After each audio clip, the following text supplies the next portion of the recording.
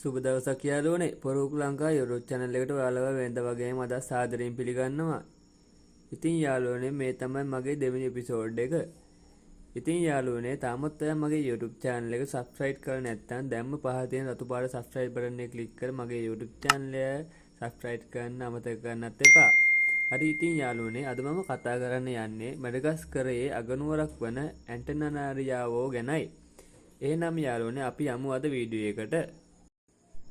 මැඩගස්කරයේ අගනුවරක් වන ඇන්ටනාරියාහි ජනතාව සති අන්තවල එක් රැස්වන ස්ථානයක් තිබේ. ඒ එක් රැස්වන්නේ හොඳ විනෝදය හා රසවින්දනය පිණිසම පමණක් නොවේ.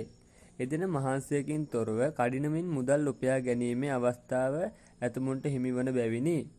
ඉතින් යාළුවනේ එසේම එම ස්ථානයේ තවත් පිරිසකට අතේ ඇති සොච්චමද අහිමි කරයි.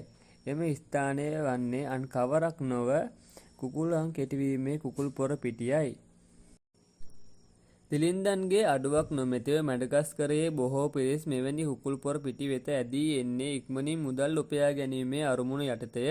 එහෙත් එවැනි ස්ථාන වෙත පැමිණෙන පොහොසතුන් ඇතැම් අවස්ථාවල ඔට්ටු අල්ලන්නේ ඔවුන්ගේ නිවාස සහ මෝටර් රථ අපයට තිබිමිනි. ඔට්ටු අල්ලන නරඹන්නන්ට අමතරව පොර කුකුලන්ගේ හිමිකරුවන්ද මේ හරහා විශාල වශයෙන් මුදල් උපයා ගන්නා බැවින් ඔවුන් සිය පොර කුකුලන් නඩත්තු කිරීම සඳහා වැඩි වශයෙන් මුදල් වියදම් කිරීමට පැකිලෙන්නේත් නැත.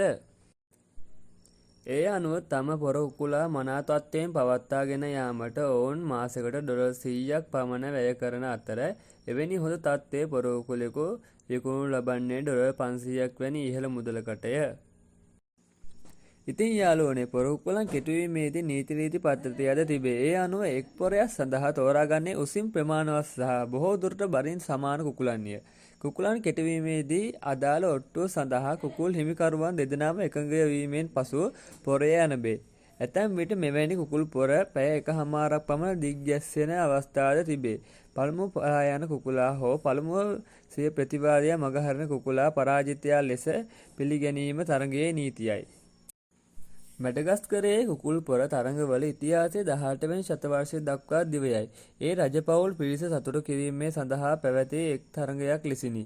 ඇතැම් රටවල් වල මෙවැනි කුකුල් පොර තහනම් කර තිබුණිද මැඩගස්කරයේ එවැනි තහනමක් නොමැති බැවින් කුකුල් පොර තරඟ පවත්වාගෙන යන ස්ථානවල රජයෙන් බදු මුදලක් අය කරයි. කෙසේ වෙතත් බොහෝ සත්ව අහිංසකවාදී සංවිධානය සතුන්ට යොදා ගනිමින් සිදු කරන මෙවැනි තරඟවලට සිය විරෝධතාවය පළ කර තිබේ. හරි ඉතින් යාළුවනේ මේ වීඩියෝ එක ඔයාලට වැදගත් වුණා නම් පහළ තියෙන රතු පාට subscribe button එක click කර මගේ YouTube channel එක subscribe කර මාත් එක්ක දිගටම එකතු වෙන්න කියලා ඔයාලගේ ආදරෙන් ඉල්ලනවා. එහෙනම් යාළුවනේ අපි නැවත අලුත් වීඩියෝ එකකින් හමු වෙමු.